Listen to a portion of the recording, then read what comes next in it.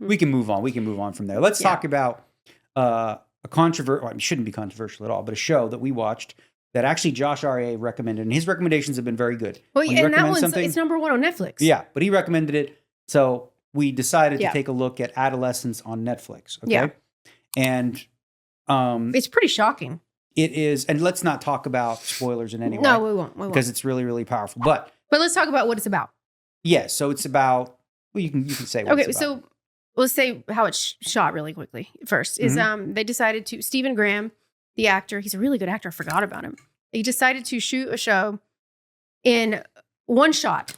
Each episode, there's 4 episodes, miniseries, and they would shoot each episode in one shot. Do you know how hard that is? One take for 42 minutes. And it's unbelievable how seamlessly they go from scene to scene where this scene ends and then the camera's just following. Then the camera just moves over to this person and follows them walking, and then it's a new scene, and it's like it's all a dance and an art. Yes. And the acting is phenomenal. Unbelievable. So what they said real quick is when they were doing these scenes, so it would take them about average 10 times to get it right. Because think about doing it in one try. You can't. Yeah. Like, it's just impossible. So can you imagine getting like 41 minutes and someone fucks up? And this isn't a case where they take some pieces of one take and the other. Like, normally seamless. When you shoot stuff, you just shoot and you're like, all right, well, we'll see what we use, which one, but not this. This is not even multiple camera angles. No, that's the whole point is it's just one shot. One shot. Yeah. Seamless. No takes. Right. Mm-hmm. And he said they would even have to, they decided the first few times they were doing it, the boom mic and the cameraman, they would have to dress them They up. would dress them in costume because they would see like an arm or like, something. Yeah. So they would have to make sure it didn't look like there was a cameraman there. Right. And the kid who's never acted before in his life, the main character, was amazing. I saw an interview with him and Stephen Graham, the dad, and he was talking about how he said this kid is once in a lifetime actor. Unbelievable. And I know that he's going to be that. Yeah. Just because literally off script, he had no experience. And to shoot a show like this with one take, he's like, we don't do that anyway in film, really. He had me, I got goosebumps at some points with him. Because when he looked, Right. So there's the whole thing is about a child who, in the beginning, because this is the preview you can look at, is that the SWAT team comes in. He's accused of murder. Of murder. A SWAT team comes in and scares the family, wakes them up, and the boy is like, what? And he's accused of murdering a girl. Right. And then the whole 4 episodes is did he do it or not, basically. And it's pretty fucking amazing. Yeah. It all stems from social media. Yeah. And I will say this, and I'm glad that, and I recommend for you, if you are going to watch it, like, don't read up on it. Like, don't read up on anything like that. Because here's the thing, and this is where I wanted to jump in. Because I put it out on Twitter or whatever, that I really enjoyed. It was brilliant acting, whatever. And then I got a whole bunch of people, right? And this just tells you something. Like, you always have to look deeper. Some people, I got into arguments with people about the show that didn't watch the show. I was like, sure. I'm like, okay, so tell me you didn't watch the show without telling me you didn't watch the show. Because what they kept saying was the show is about gun violence or knife violence in the UK. No, it's not. And I'm like, let me repeat this. That is not at all what the show is about. The show at its crux is about the dangers of social media with young children. So all these people that were arguing that like, oh yeah, they replace a black kid and make him white to be the face of gun violence. Like, it's woke. And Stephen Graham has talked about that. That wasn't from a particular story. I was going to get that. I was going to get to that point.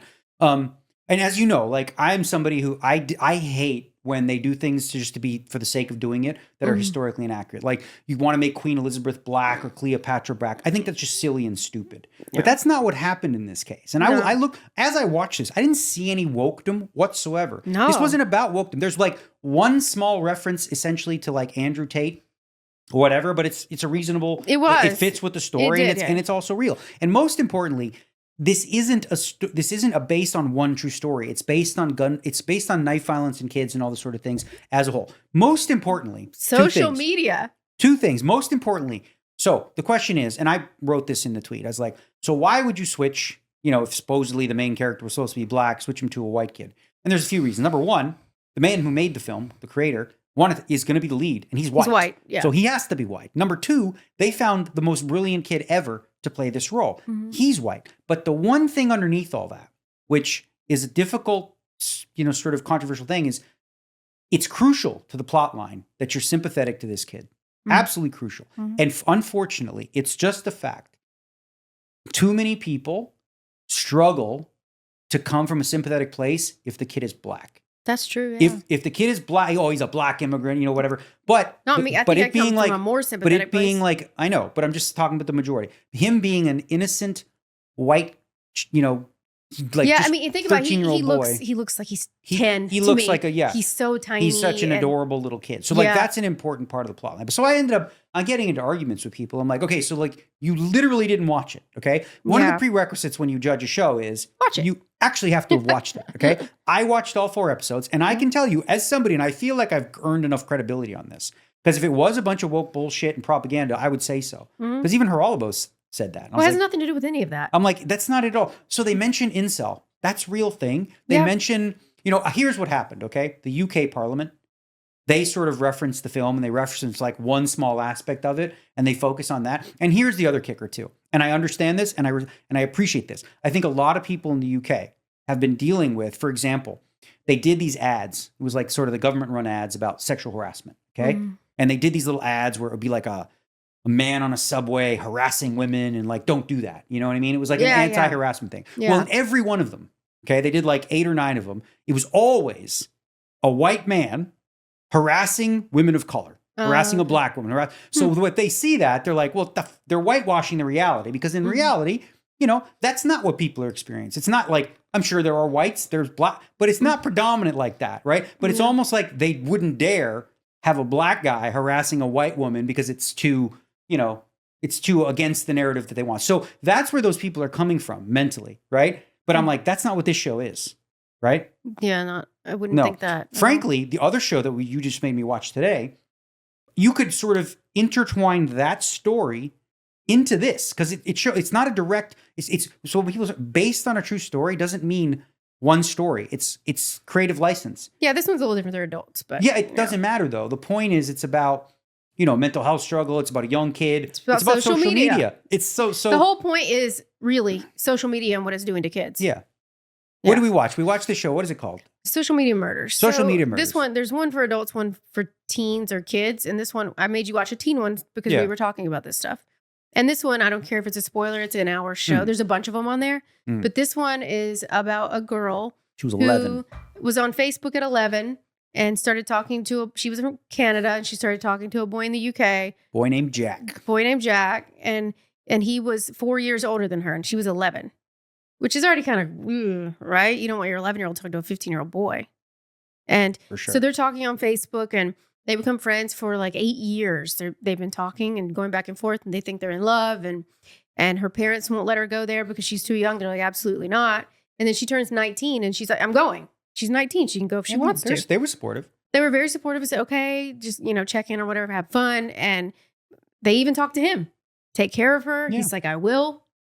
And anyway, he ends up killing her pretty quickly, I guess like a month in or something. Yeah, like there was, I don't know, I think it was a little longer than that, but like there were signs that were coming about. Like in the beginning, like everyone sounded like, oh, I'm here, I'm safe, everything's great, She was like showing all the sights in London. Right, but then like they noticed like he never takes her to dinner, like they're locked up in the house, they're not actually doing things. And like, when she's on the phone, then he's she not says allowed to her say sister, stuff. He's like, don't say anything, he has my phone, because he was like, can I have your TikTok password and all this kind of stuff. So he's one of those, right? Really he was controlling. Obviously, mentally ill. Right? But even more so than that, remember the girl and the lawyer said they used that as an excuse. I felt that he's too. trying to plead insanity because he said, I'm sorry, I had a psychotic episode. The psychologist said, no, sorry. You were of sound mind.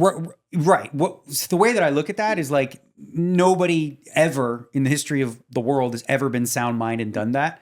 Right. Yeah. But like, I'm not saying that he should be able to lean on the excuse of mental illness or saying, I had a moment of insanity. Obviously there's something wrong with him. Right. The guy's obviously nuts. Like he's obviously dealing with something. Yeah. But it's not like and here's the thing, we sort of talked about capital punishment. But he was a very normal guy. And this guy, he stabbed her, like 90 times? 90.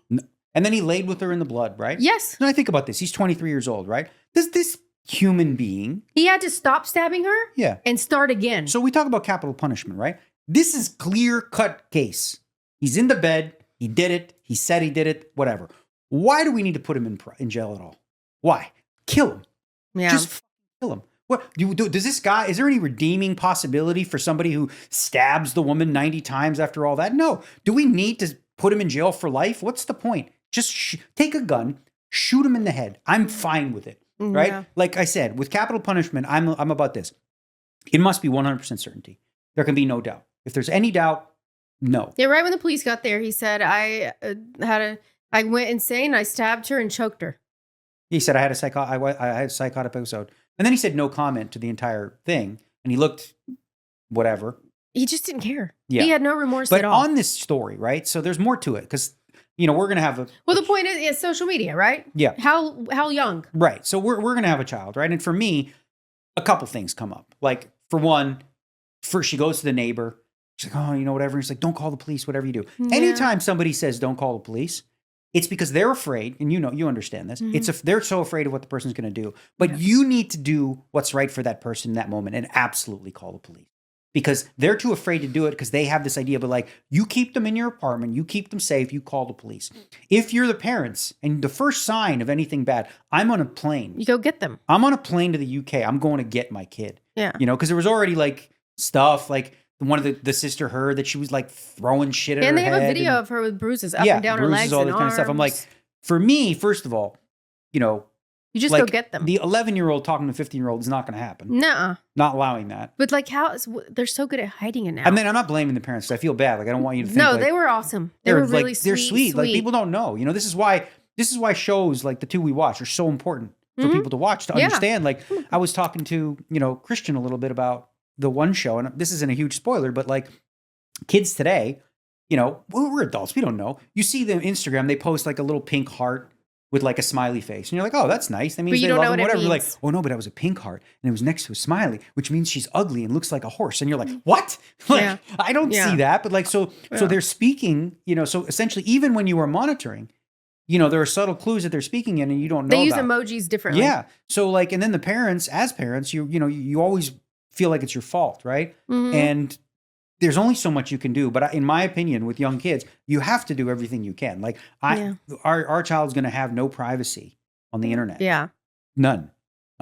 There's no like. I need my alone. You got to think about like by then, AI is going to be such a big part of our lives too. Yeah. It's going to be completely different in 10 years. Yeah. So when we think about this, it's in 10 years. Who knows what's going to happen? Right. If my 11-year-old has a Google search or AI search, I'm going to know exactly what they're searching. Yeah. Because I want to know. What are they searching? Anything like, imagine what you could stop if you see your 11-year-old kid searching up ways to kill themselves. Yeah. But they don't tell you anything and you think everything's fine. Now I see that search. That's how it always is. Right. Now I see that search. I can save my child. Mm-hmm. And what am I giving up? The child's privacy. It's a child. I'm the boss. We are the boss. Yeah. They don't need it. And it used to be not like that because the kids didn't have access to what they have now. A playground, a dangerous playground, which is social media and all this.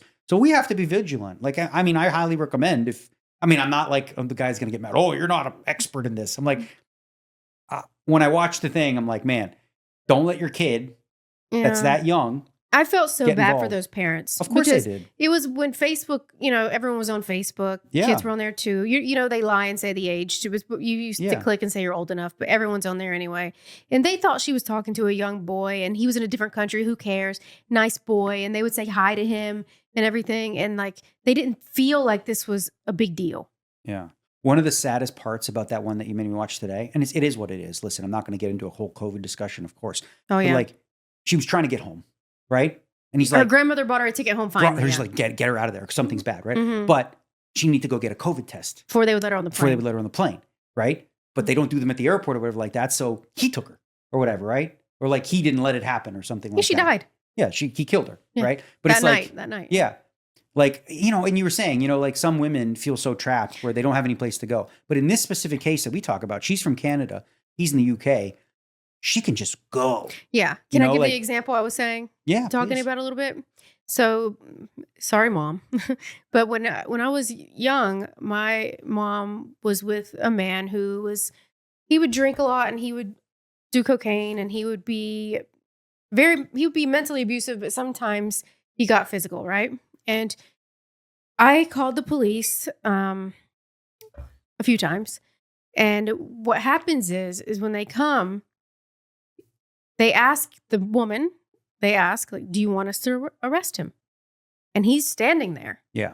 And you have to make a decision right then. You say, take him. And knowing in a few hours, he's going to be bonded out. That's how it works. And here. then what? And then he comes home. Yeah. And then you're going to get it way worse. So that's what I'm saying, how hard it is for women and stuff in those situations.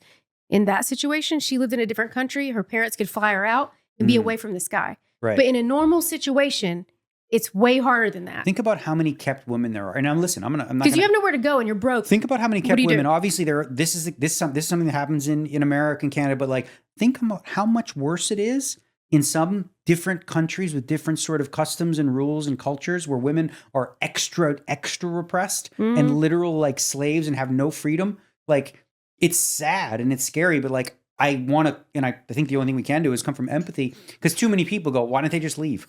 You have any idea? Like like your husband's beating you and you think you can just leave when you have 2 kids at home and you're like, okay, leave where? And first of all, like you said, what am I going to do? Call police? And then, okay, cool. Because so now they only keep them for a minute. Yeah, they keep him for 24 hours. When he's sober, he comes back. And then guess what? He kills me and he kills the kids. Yep. Like, and you know, I have to live with that. The prime time for a man to kill a woman who's abusive is when she's trying to leave. Yeah. Within like that 24 hours of her leaving is the time when they kill most. Of course. So that's why a lot of women don't leave. Yeah. I think we got to do a better job. Well, I mean, we can only do so much. Like I said, some parts of the world, women are just seen as less than dogs. Here in this country, there's got to be better resources for women who like have these things. Because I feel like her, the girl in the show, she was so trapped. Not just because really, theoretically, you could be like, you could just go. You could just leave and go to an airport and would have been fine. But she was mentally trapped, right? Yeah, it's mental. It reminds me of, it's they sad. do this thing with animals. I can't remember, like a bear or whatever. And they had a bear or something. I can't remember what it was. I think it was they had him in a cage, right? For a long time. They removed the cage. They took the cage out, but they just left the chalk line. Mm-hmm. Bear wouldn't leave the chalk line. Yeah. Because it was already trapped, right? So this is similar to this woman who is stuck and like doesn't see the pathway to get away. You can't see out. There's too much fear. Think about like the kids who've been taken and they've been like kidnapped, right? And the abuser finally lets in. They've had them for 10 years, but finally they're, you can watch TV and you can walk around the house, and they still don't leave because they're just conditioned to stay. Mm-hmm. And even they'll see the door unlocked and they might think about it for a minute and then they don't do it. They're too afraid. What do you do about that? Or like say like what I was talking about with a man who wouldn't. I feel like they shouldn't ask in front of the man. Should we arrest him? Number one, should we arrest him for you? Just arrest him. That's impossible. It's impossible. You cannot put that on. You're literally setting her up for death. Yes. You were giving her a choice between shit and shinola or whatever they. The only way they say if you're like bleeding or something, they're going to arrest him. Whatever. What am I going to say? Oh, this man who I think might kill me, and you're going to keep him for a few hours, and you want me to like literally in front of him say what I want you to do with him? Yeah. And then why can't they keep them longer? I think there's laws, it's like, due process or whatever. Yeah. Like if you have, because here's the thing too, right? Let's look at devil's advocate. What if it's bullshit? Well, I mean, I guess if you see it. Yeah, but what if you're just like, what if we got in a fight and you're mad at me and you're like, please take him away? Wait, you're just going to put me in jail forever when I didn't do anything? Like, you know, because, I guess I'm thinking about it when it's visible. Right. Innocent until proven guilty, though. So there's probably some uncomfortable, it's not an easy thing, where it's not black and white, right? Because both things do happen. Yeah. It's just that happens more. Yeah, exactly. I mean. So, like, how do you handle it? I don't know. I don't know. But that's what I was explaining to you today is that she couldn't leave because, like you said, she was trapped in her mind. So she couldn't leave. But then she had that one out with her grandmother booking the flight. And the COVID test stopped her. Yeah, that was frustrating. From leaving. With all we know now and, time has passed or whatever, that's not why she got killed, okay? That's not the reason. But no. Man, it's like you were that close. Do you think someone like him, planned on that or really just didn't want to kill her? Like, did you think he planned on killing her? I don't think so. No, so he seemed like very controlling, obviously, based on what we saw. But he's with other girls before her, too. Again, we talk about whatever, sanity. He was crazy. Like, guy was nuts. He was like a nutso controller, and I've been with those. He's crazy. So I know. I don't have a diagnosis for him other than he's fucking nuts. Sociopath, psychopath. Yeah. He's crazy. Yeah. So, he controlled her, and I don't know, maybe they got in a fight where she felt like he found out because he had access to her phone and stuff. Maybe he found out she was trying to leave. Yeah, yeah. And that's what did it. Yeah. That makes sense. Because her sister, they kept saying, "Are you okay?" and stuff like that. Yeah. I couldn't imagine. Again, I don't want to I hope that dad doesn't see this or whatever, but the first thing I'm doing is I'm getting on a plane. Yeah. Insta. I don't care what time it is. I'm gone. Yeah. I'm going straight there. I actually don't think the dad knew as much as like the sister and those people. Yeah. I don't think he knew. Well, if I'm the sister, again, like sister says, don't say anything to dad. I'm like, I'm telling, no. Yeah, you tell. No, you gotta tell. That's the thing. It's like, a woman comes, she says, no, please don't call the police. Please don't call the police. Call the damn police for her own safety. And you know what? If you fucked up, you live with it. But like, you can't live with not doing it. Like, I bet you that neighbor who didn't lives with massive guilt and grief. Because she does, she had her in her apartment. She could have kept her there. When you say call the police, though, you need to keep that woman with you when you do that. Yeah, call the police, though. You know what, though? Call the police and not take him. Take me. Yeah, take me into custody. Take me to the police station. Let me call my dad or my mom. Put me on a plane so I can leave, right? So that's a very different thing than like go get him. That's what should have happened there.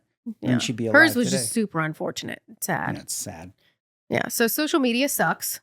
It really sucks for kids. It's scary.